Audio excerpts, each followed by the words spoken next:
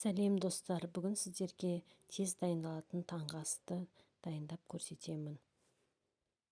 Ол үшін қызып тұрған табамызға майымызды құйып, жұмыртқамызды өстіп езіп дайындап аласыздар, араластырып жұмыртқамызды құямыз, үстіне лавашымызды саламыз.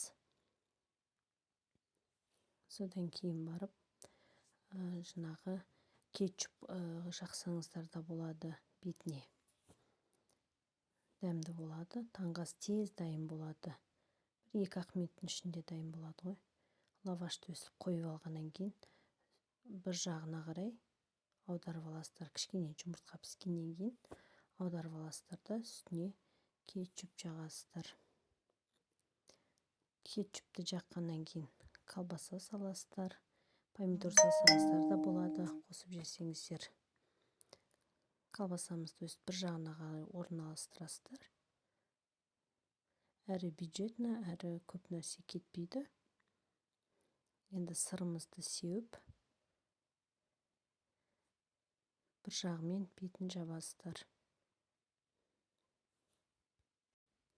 Балаларыңызға осылай дайындап таңғы асты дәмділеп берсеңіздер болады. Әрі дәмді, әрі көп зат кетпейді. Достар, каналыма тіркеліп, лайк басуды ұмытпаңыздар. Мінекей, осылай дәмді таңғы асымыз дайын болды. Астарыңыз дәмді болсын.